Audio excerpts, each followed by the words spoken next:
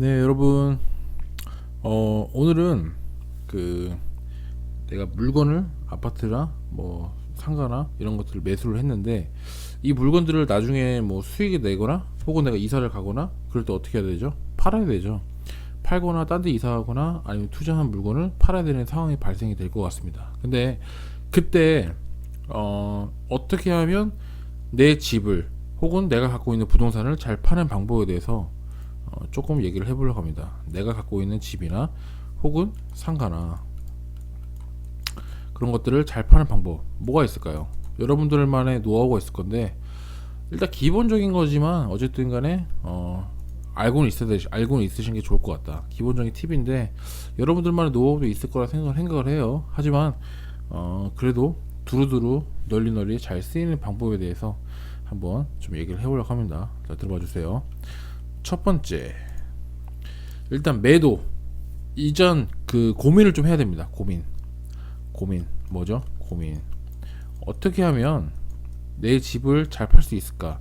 여기서 잘 판다는 기준은 뭐죠? 잘 판다는 기준은 똑같은 동일한 가격대에 있으면 내가 조금이라도 가격을 더 받아야 되는 거죠. 이게 중요한 거예요. 이게 조금이라도 단돈 몇백이라도 몇천이라도 잘 팔 수 있는 매도의 기술, 가격 협상의 기술, 이게 더 중요한 것 같고, 가격을 매수자와 그 다음에 매도자가 줄다리기를 하잖아요. 가격을 두고 줄다리기를 할 때 협상의 우위에서 누가 더 점할 수 있을까? 매도자의 우위에 했을 때 내가 뭐 1억이야, 뭐 9천이야, 1,000만 원 깎아달라고 그래. 거기서 뭐 9,500이 할 게 아니라 조금 더 1억 쪽에 유리한 쪽에 협상할 수 있는 그런 능력치라든지 그게 중요한 것 같아요. 근데 매도를 잘못하면 이런 것도 있어요. 내가 어느 날 이사를 가야 되는데 내가 제때 이사를 못하는 거지. 제때 이사를 못하고 내지 않아야 할 세금이 발생할 수 있어요. 예를 들어서 6월 1일 기점으로 세금 기준일이 이제 부과가 되는데 또 내지 말아야 될 세금이 나는 거죠. 그렇게 세금을 이제 안 낼 것 같았으면 기존에 이제 5월 전에 팔았어야 되는 게 맞죠. 그러니까 타이밍이 중요해요. 이 타이밍은 사실 뭐 투자라든지 매수도 그렇고 매도도 그렇고 인생도 그렇고 타이밍은 항상 중요한 부분이죠. 그래서 망설이면 놓치게 된다. 그래서 순간적으로 그런 상황들이 발생했을 때 내가 미리 계획을 하고 있어야 이렇게 반응하는 거지, 순간적으로 아무 생각 없다가 타이밍이 딱 들어오면 놓치는 경우가 많이 있거든요. 그래서 미리미리 준비하고 계획하는 게 굉장히 중요할 것 같습니다. 자, 첫 번째 뭐냐면 빈집 상태로 팔라는 얘기예요. 빈집. 아무래도 여러분들 세입자가 막 들어있어. 세입자가 들어있는데 집을 와서 보고 제대로 보는 것도 쉽지가 않잖아요. 쉽지가 않고 내가 뭐 새로 들어온 사람이나 세입자나 그리고 현재 매수자가 실거주 할 사람이 직접 여기를 꼼꼼히 좀 보고 싶은데 그게 쉽지가 않잖아요. 그러니까 이 사람들도 집을 꼼꼼히 보고 싶은 마음, 첫 번째 그게 있고, 두 번째는 이 집에 대해서 내가 날짜를 자유롭게 정할 수가 있는 거예요. 자유롭게. 그리고 세 번째, 공사도 내 마음대로 할 수 있어. 이런 세 가지 혜택이 대표적으로 있는데, 이런 것들이 똑같은 동일한 금액대 있으면 똑같은 동일한 금액대면 당연히 빈집이 먼저 팔리겠죠. 근데 웬만하면 빈집은 더 그 이상을 받습니다. 동일한 차이점이 없다는 동일한 가정하에 매가가 훨씬 더 높을 가능성이 높습니다. 더 높여서 팔아도 되죠. 왜? 이사 날짜도 내 마음대로 할 수 있어. 그 다음에 인테리어도 할 수 있어. 모든 게 다 좋잖아요. 꼼꼼히 볼 수가 있어. 모든 게 다 좋기 때문에 세입자가 비어있는 상태에서 팔면 가격 협상에서 우위를 점할 수가 있다. 그런 점이 있고, 그 다음에 더 잘 팔려요. 사실상 더 잘 팔릴 수밖에 없습니다. 그리고 깨끗이 뭐 청소하라는 그런 의미보다는 그냥 정리 정도, 그냥 쓰레기 정도만 비워주고 그 정도만 해줘도 집이 엄청 이제 넓어 보이거든요. 넓어 보이게 하는 게 포인트가 중요한 겁니다. 그래서 이제 불필요한 물건을 치워서 좀 답답해 보이거나 그런 방해하는 요소들을 치워버리잖아.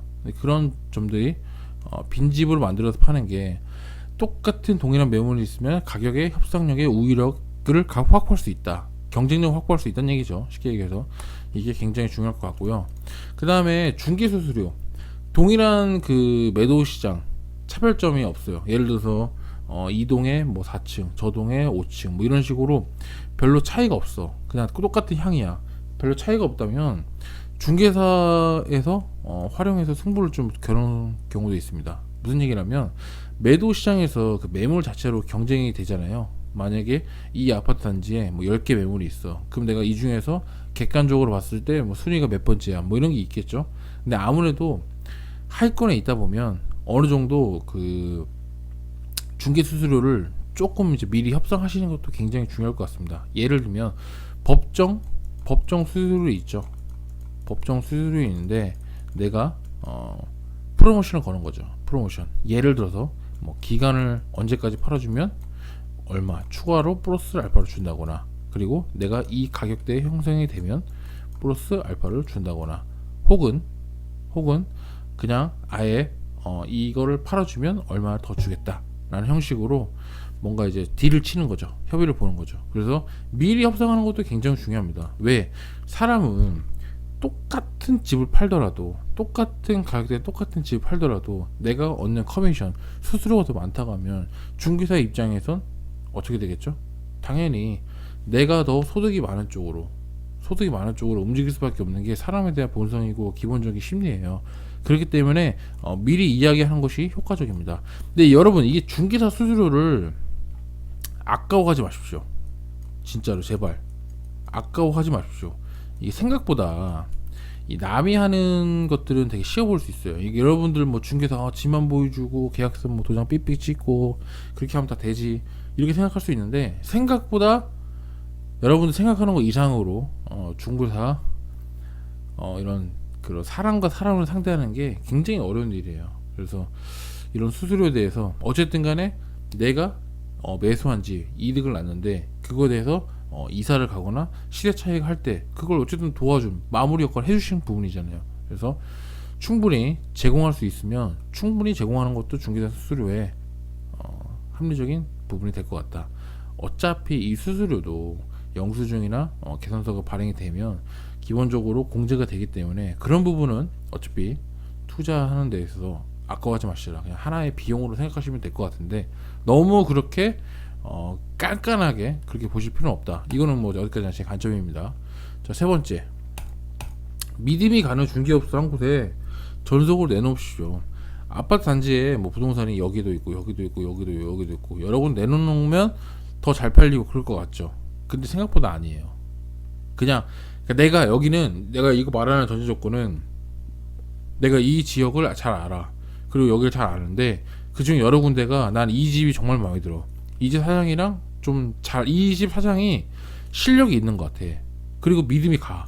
그런 사무실이 있잖아요. 근데 그게 아니면은 뭐 다 내놓을 수 있겠지만 내가 여기다 실력 있고 믿음이 간다면 그거를 강조를 합니다. 어떻게? 강조. 그 사장님한테 강조를 하셔야 돼요. 내가 한 군데 여기다 전속 계약을 할 테니까 책임지고 내 매물 팔아달라.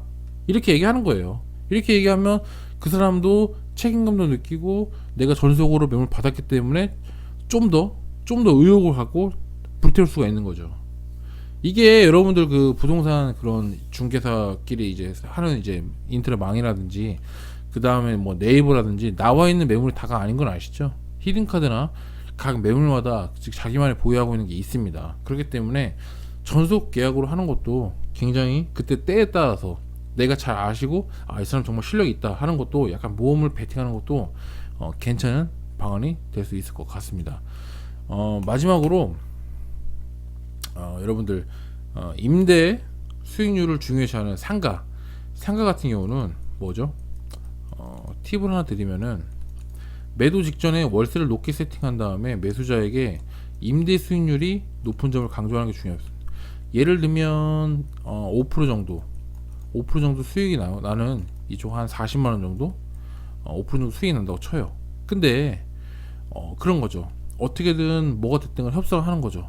내가 뭐 저기 뭐 이런 식으로 해가지고 보증금을 좀 낮춰서 뭐 월세 올린다든지 아니면 뭐 보증금 뭐 올린다든지 뭐 이런 식으로 아니면 내가 보증금은 다시 안 올리는 대신 그 다음에 뭐 렌트 프레이를 뭐 3달 하고 다시 재계약하는 조건을 할 때 45로 올린다든지 뭐 이런 식으로 여러 가지 방안을 써가지고 45로 올리는 거죠. 예를 들어서 45로 올려서 재계약을 했어.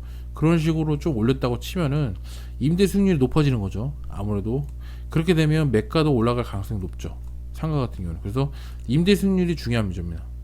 상가 같은 경우는. 그래서 높은 점을 강조하게 되면 아무래도 이런 세팅이 기본적으로 돼 있으면 소액 상가라든지 이런 상가 같은 경우는 잘 팔립니다. 대부분이.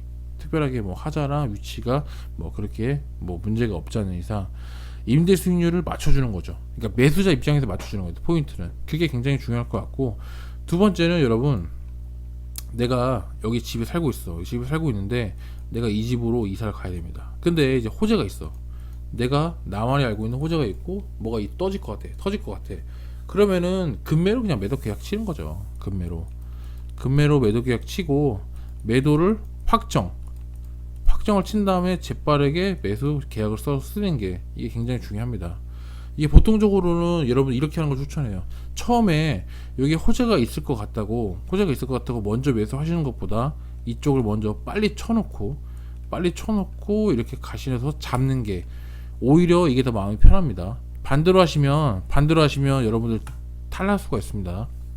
내가 사는 건 샀는데 혹시나 안 팔리면 여러분들 상황에 더 쫓기게 되는 수 있습니다. 이게 뭐 일시적 2가구 정도는 뭐 그럴 수 있다고 치는데, 예를 들어서 주택수가 많아서 대출이 안 나온다거나 그렇게 되면 더 큰 문제가 야기될 수 있으니까, 이런 점들은 여러분들 투자하면서 워낙 이제 변수가 많으니까 이런 부분들은 하나하나 다 챙겨보는 게 굉장히 중요할 것 같습니다. 자, 세 번째 좀 정리를 해볼게요. 세 번째는 믿음이 가는 전속계약도 한번 활용해보라. 내가 실력이 있는 사람한테 오히려 그 사람한테 믿고 맡겨서 그걸 강조해라 라는 게 세 번째였고, 두 번째는 중개수수료 협상에 대해서 우위를 확보해라. 내가 동일한 매물을 내서. 첫 번째, 그리고 빈집을 활용해라. 내가 빈집을 활용해서 좀 더 우월한 경쟁 위치를 갖춰라 라는 게 제 포인트였습니다. 내 집 혹은 내 부동산, 내 상가 이런 잘 파는 방법에 대해서 얘기를 했는데요. 여러분들도 집 파는 게 마지막 마무리 시점이기 때문에 굉장히 중요합니다. 여러분들 시세 차익의 거의 끝마무리 되기 때문에 어쨌든 간에 수익 무조건 많이 나셨으면 좋겠고요. 제 영상이 조금이라도 도움이 되셨다면 좋아요, 구독 해주셨으면 좋겠습니다.